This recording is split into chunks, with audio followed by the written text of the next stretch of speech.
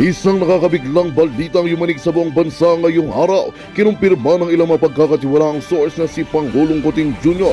ay kasalukuyang dumaranas ng matinding karamdaman. Dahil dito, nasa delikadong kalagayan umano ang Pangulo at pinangangambahang hindi na magampanan ang kanyang tungkulin bilang pinuno ng bansa. Ayon sa mga impormante mula sa loob ng gobyerno, nagsimula na ang mga diskusyon hinggil sa posibleng pagpapatalsik o pag-alis ni Coting Jr. sa kanyang pwesto, alinsunod sa mga probisyon ng konstitusyon kaugnay sa permanent disability ng isang nakaupong presidente. Bagamat wala pang opisyal na payag mula sa Malacanang, kumakalat na ang balita sa iba't ibang plataforma na lalo pang nagpapainit sa politika. Habang hinihintay ang sambayanan ng opisyal na anunsyo, marami ang nagtatanong sino ang papalit at anong direksyon ang tatahakin ng bansa kung tuluyang mawala sa pwesto si Coting Jr. Isa lamang ang tiyak, muling nahaharap ang Pilipinas sa isang hindi inaasang krisis pampolitika at ngayon pa lang ramdam na ang tensyon sa buong bansa. Patuloy naming tututukan ang mga susunod na kaganapan. At yan nga ang balitang ating pagkakatutukan. Ngunit bago ang lahat, siguraduhin mag-subscribe at ihit ang notification bell para sa patuloy na pagtutok sa mga sulap ng bagong balita sa tunay na boses ng masa.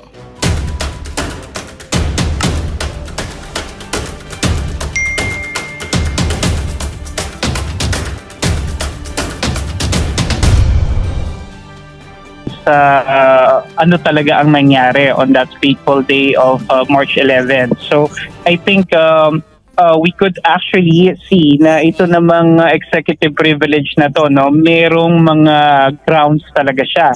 Hindi naman talaga ito tinatawag na absolute, no. In fact, even in the Constitution, there is really not a mention of the exact term, no, executive privilege, pero explicitly ginagamit ito, no, dahil nakapaloob din naman doon sa Article 7, no.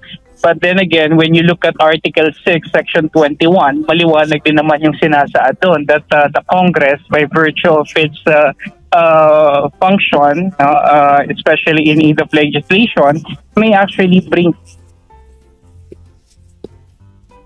No, attorney, yes, wala ka na. Na-prop pala, prop. Prof? Ayan. This was withheld. Nawala. Opo, medyo wala po ang audio po ninyo. Issue is still very much, sabihin na natin, masyado pang mainit, ano? Because later on, maaaring mag-wane down din naman siya. But it will depend still on what will be happening in the future. Pero sa aking pananaw, kailangan talagang masimulan talaga yung investigation na to, no? So that the public actually has the ability and the capability to actually know what really transpired. And ito nga, no, dito sa executive privilege naman, merong mga tinatawag tayong exemptions dito, no, na kung saan, kung halimbawa ang issue patungkol talaga sa abuse of power and abuse of authority, po pwede itong ma-revoke, no, or po pwedeng hindi talaga siya tuklin. But then again, it will have to be decided by the Supreme Court, no? So it's the Supreme Court that will have the final say whether the executive privilege could be invoked or if it's illegally being pursued by the executive department. Naalala natin even in the past, no, yung Senate inquiry versus versus Ermita in 2006, wherein they challenged the EO 464. And then nangyari pa rin ito ulit noong 2008, Neri versus the Senate as well, kung saan kinatigan ng Supreme Court na hindi dapat or hindi naayon yung pagbibigay ng executive privilege. So it will depend on the courts, no? So if I were Senator Amy Marcos, kung hindi talaga sila attend, then we could go to the courts, no, to actually have a legal remedy for the issue. Opo, meron nga. Kaso nga lang, ang mahirap nga dyan kung talagang etong nangyayari na to ay palabas lang. Yun yung mahirap dyan. Kasing pahayag ang palasyo bago itong pagdinig ng Senado tungkol nga dito sa pagkakaaresto ng ni dating Pangulong Rodrigo Duterte na bukas yung palasyo, ang Pangulo, na imbitahan yung mga cabinet officials. Pero Ngayon, nung dumating ang araw na yan, biglang nagbago sa pamamagitan po nung ipinalabas po na at pahayag ni E.S. Bersamin. Yun nga, no, this is not something new with this administration. They're really very good at flip-flopping, at pabago-bago talaga ng statements, no. Kung maalala natin, in one interview, binanggit ni Secretary John Vic Remulla, that the arrest was actually a group effort, and then in the Senate inquiry, sinabi niya that they only acted on a certain rumor, about the president coming in. So, which talaga. And isa na sabi ko nga lagi, na itong mga pagdinig na to ng Senado, because they are under oath and they might be held for contempt, will actually provide a better avenue para malaman talaga natin yung katotohanan, because dito maaari talaga silang makasuhan, just in case they will be proven na nagsisinungaling sila under oath. And this could have been a good chance for the public to really understand the real scenario and what really happened during that day. Opo. Pero paano kung hindi talaga makikipag-cooperate ang ehekutibo sa mga investigasyon? Itong investigasyon nga. Dapat kasuhan na. Kaya tayo mga kababayan, itong ginawa ni Amy Marcos ay isa to sa parte sa pangloloko sa atin. No? Kapag hindi kinasuhan ni Amy Marcos tong mga tao na to na ayaw humarap niya sa hearing, kasuhan dapat. O kaya i-contempt kasi lugi naman. Paano naman kami? Kami nga mga vlogger, pag hindi kami sumipot, kulong kami. No, sabihin na lang, hindi nyo na, bakit hindi ka na makasama? Sige, hindi ako kasama, gano'n. No? Yung mga vlogger na pinatawag dyan, na umamin ka lang na sinungaling fake news ka, hindi ka makukontempt. Pinatawag, hindi pala dyan, sa Congress. So, ganun pa rin yun eh. So, dapat patas, kung ano yung ginawa nyo sa mga vlogger, kung ano yung ginagawa doon kala Atty. Lopez, kala Grijaldo, gawin din sa mga yan. Para itsa tayo, yun eh. Kaso kung talagang ito ay isang the diversional tactic, mind condition, wala na tayong asahan dito. Senator Amy Marcos, Prof, ano magiging epekto niyan? That's the problem kasi, dahil nga doon sa initial na investigation, wala pa naman talagang finality ron, so they cannot file cases still by virtue of that. And we know for a fact that even the Congress really does not really possess the power to file cases or charges against this government officials mainly. So I think what will be the recourse right now of Senator Amy Marcos is really to go to the courts and try to test the constitutionality of and the legality of the executive privilege that is being invoked by the executive department. And like I said, it's the courts that will have the final say as to whether or not this will have to be observed or it will be revoked, So I think yun yung pwede niyang gawin ngayon. And at the same time, kailangan siguro na patuloy pa rin yung kanyang yung pag-iingay, lalong-lalo na ng kanyang opisina regarding this, because kailangan ma-heighten pa rin natin yung public sentiment and the public clamor na malaman talaga natin yung katotohanan. So kailangan from a legal as well as from a social vantage point, kailangan parehong gumagalaw yan. Pero maiiwasan naman. Paano maiiwasan naman, Prof, na baka yung constitutional crisis na tinatawag kung patuloy na magkasalungat yung pananaw ng Senado at ng Malacanang? Yeah, that's why, yun nga, yun sa mga binanggitong kaso kanina, doon kay Senate versus Ermita and Senate versus Neri, may mga provisions doon na inallow naman ng Korte Suprema.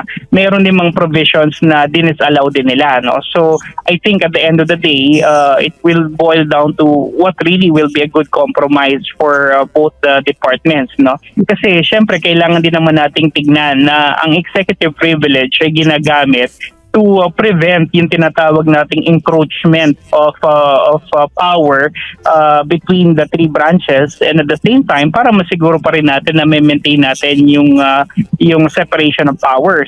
But then again, you need to also understand that each of these departments also have the power to check and balance on the other. at itong paraan para mabalanse itong maaring sabihin na nating pag-abuso ng executive privilege is by going to the courts. Pero ito basta ang akin dito sa issue na to mga kababayan, kaya ako to ginagawa ng reaction. Sa tutusin, ayoko nga dapat nagawan to ng reaction. Oo, ayoko na talagang pag-aksayan sana ng panahon nitong ganitong pakulo ni Amy Marcos. May mga nakikita kasi ako minsan na may mga iilan na naniniwala pa rin kay Amy Marcos.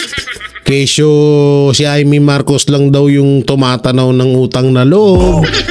So kesyo si Amy Marcos daw yung tumatanaw ng tumatanaw ng utang na loob sa pagpapalibing sa tatay nila. Utang na loob kung bakit naging presidente si Marcos Jr. ngayon. Alam nyo, naaawa ho ako sa mga kababayan natin na hanggang ngayon ay bulag pa rin. Bulag pa rin sila.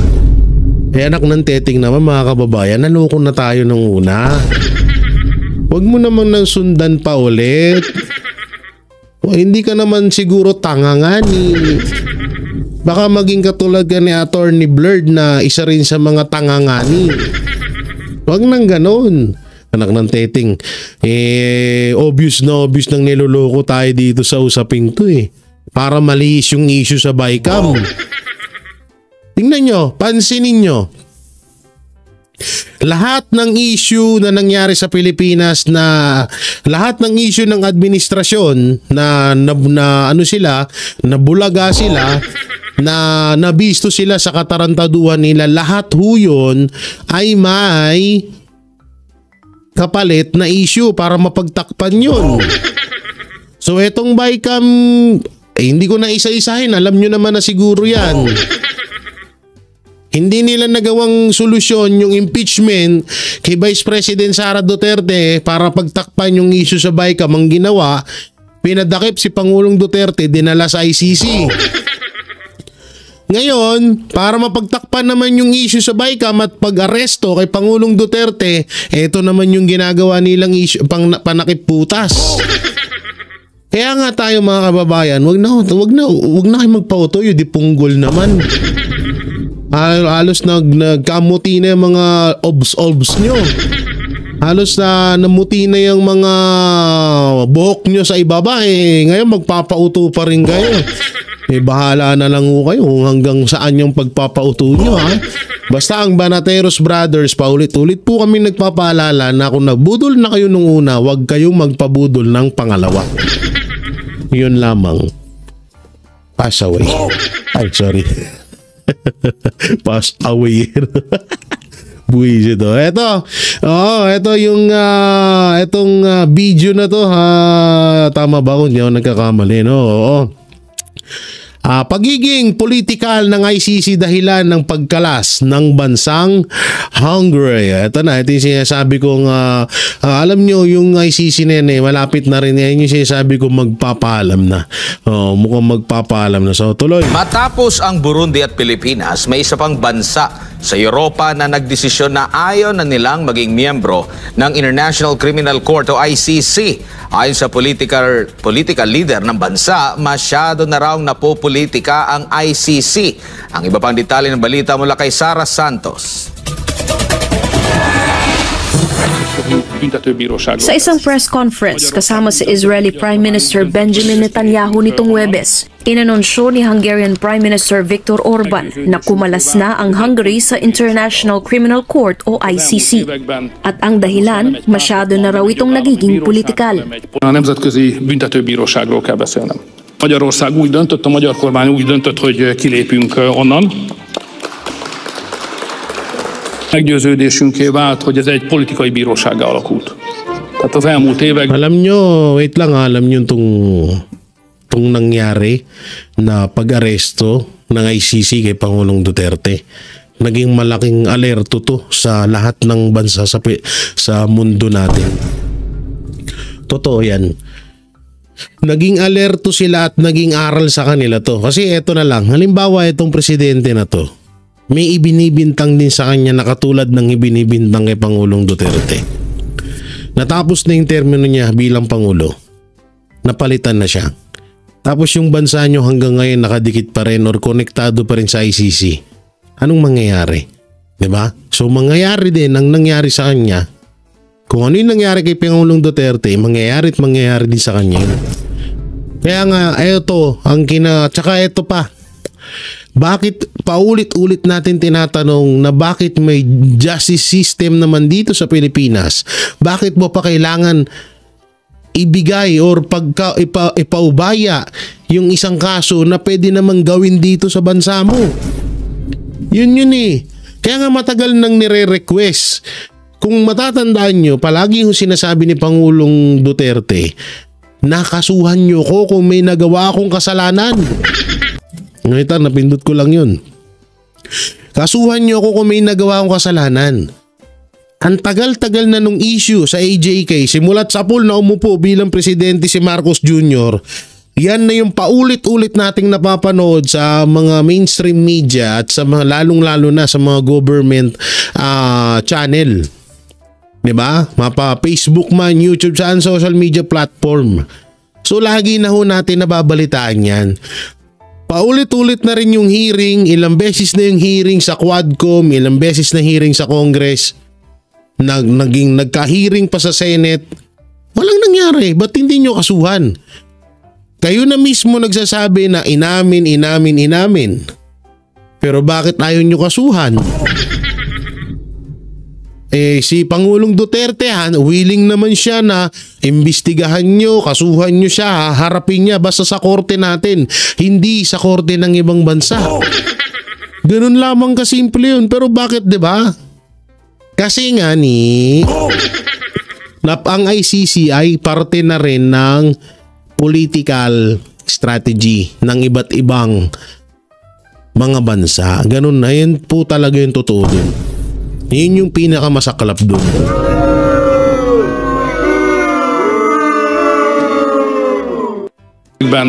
Ez most már nem egy pártatlan, nem egy jogállami bíróság, hanem egy politikai bíróság.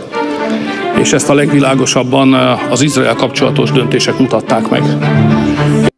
Hogy egy politikai Natanggalan natin ng sounds kasi baka ma-chupulangkot baby kumon tayo. Mahirap na. Baka ma-chupulangkot tayo no? Kaya tanggalan natin. Tanggalan natin ng sounds. Mahirap Taong 2000. eszközés irányították ezt az egyéb nemzetközi amelyel nababasa nyo naman yung sinasabi niya. Következő Matatandaan na mismong si Viktor Orban din ang pumirma sa dokumento noong taong 2000 para maging miyembro ng ICC ang Hungary. At ngayon, siya rin ang pumirma sa dokumento para kumalas dito. Ang Hungary ay isang founding member ng ICC at ito rin ang unang bansa sa European Union na umalis sa nasabing korte. Sa ngayon, ang Pilipinas at Burundi pa lamang ang opisyal ng hindi miyembro ng ICC. Sa ilalim ng Rome Statute, ang pagkalas ng Hungary sa ICC ay magiging epektibo 1 taon matapos magbigay ng abiso sa United Nations. Ang Hungary ay isa sa pinakamalakas na kaalyado ng Israel sa Europa at marami sa mga Hungarian ang maka-Israel.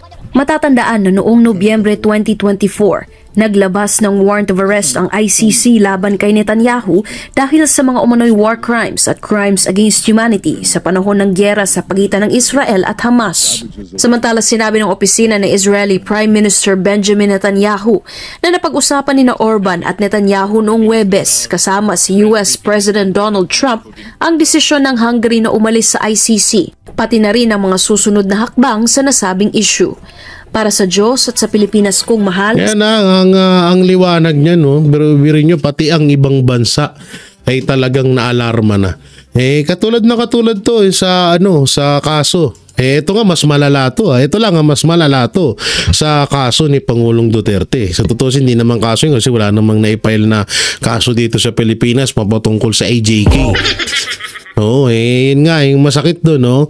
So, yun nga, nagpaalam na nagpaalam na at parang matatawag na ho natin na, kasi kapag ito na nasimulan na to, alam ko magsusunod-sunod na yan.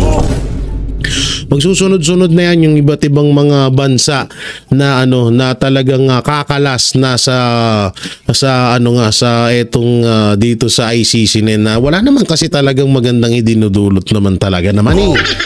Kaya na baka magandang idinudulot na para mong binastos yung bansa mo, yung batas sa bansa mo. Kaya nga yung Marcos, parang ang mangyayari nito, si Marcos sinampal niya yung sarili niya.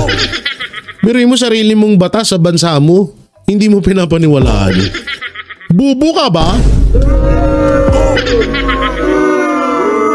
Hindi, totoo. Pero biro, ako yung nagbibiro, nagjo-joke lang, pero totoo yun. Isa ka bang tanga? Bansa mo? Batas mo? Kinakahiya mo?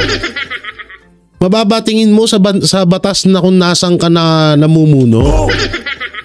Mababa ang tingin mo sa batas mo dahil mababa din ng parang ipinantay ni Marcos Jr. yung sarili niya sa justice system dito sa Pilipinas. Saklap nun. Tututusin, dalawa yan sila eh. Yung ginawa nila kay yung ginawa nila kay Pastor. Ganyan din dapat gagawin nila. Kaso nga lang, ang nangyari nga lang doon ay hindi nila na mali yung diskarte na ginawa nila. Kinasuhan nila si Pastor sa Pasig. Inaresto nila. Hindi na nila pwede idaldalhin yan doon. Kay Pangulong Duterte, tingnan nyo. Si Pangulong Duterte na nagsasabi na kasuhan nyo ko, pero hindi nila ginagawa kasi nga may plano sila na dalhin sa ICC etong si Pangulong Duterte. At yun ang totoo. Grabe, no? Tanganay ko, presidente ng bansa mo, wala kang tiwala sa batas na meron ka. parang mong sinabi na bobo talaga ako. Oo, wala talagang kwenta akong presidente. Kasi yung batas ko nga, ako mismo hindi ako naniwala sa batas ko. Samantalang ikaw ang mismo magpapatupad ng batas na yun, pero ikaw mismo ang bumali. Ikaw mismo ang nagpahiya sa sarili mong bansa. Kadiri!